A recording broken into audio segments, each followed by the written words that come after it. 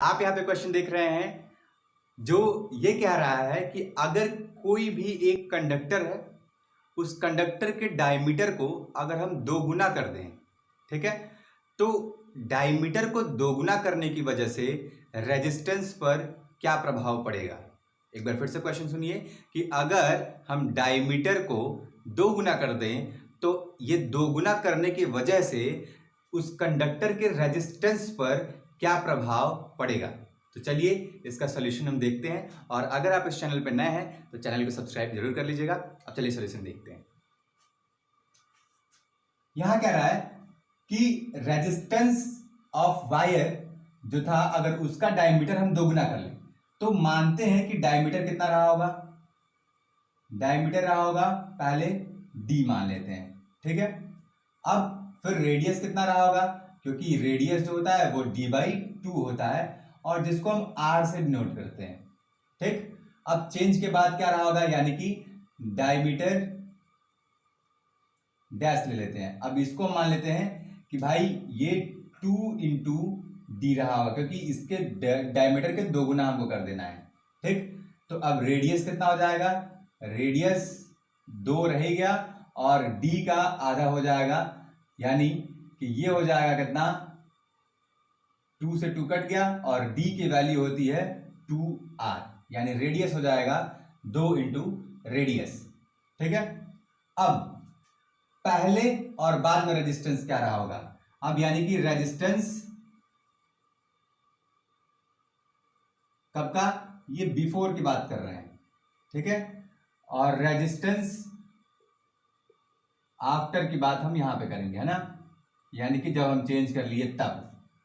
अब resistance before का formula क्या होगा, यहां पे क्या लिखेंगे, हम पढ़े हैं रेजिस्टिविटी वाले टॉपिक में कि R = रो L/A, ठीक। अब रो को तो हम रो लिखेंगे, L को भी L लिखेंगे, लेकिन A का फॉर्मूला होता है πr², यानी कि पाई रेडियस का स्क्वायर, ठीक।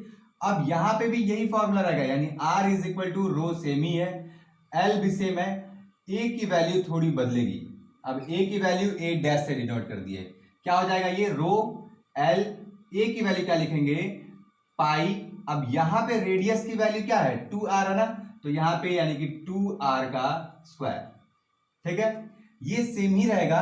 अब इसको सॉल्व करना रहेगा, ये क्या हो जाएगा, R = रो L/पाई, ये 2 का स्क्वायर हो जाएगा कितना, 4, और R का स्क्वायर हो जाएगा r², ठीक। ये कितना हो जाएगा फिर, R थोड़ा सा इसको अरेंज करें, इसको हम कर ले रो L, यहां पे कर ले पाई, और r² को पहले लिख ले और मल्टीप्लाई बाई 1/4 भी तो लिख सकते हैं, ये नीचे है तो नीचे 1/4 लिख लिए, ठीक।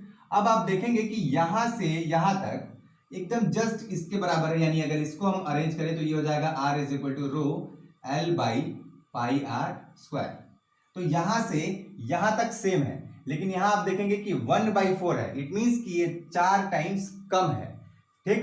तो हम यहां पे एक स्टेटमेंट लिखेंगे कि before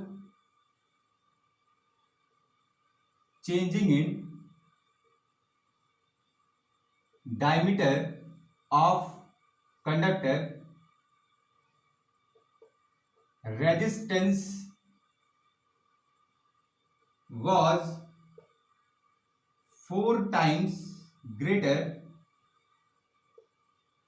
than the resistance after change, यानी resistance after change in diameter।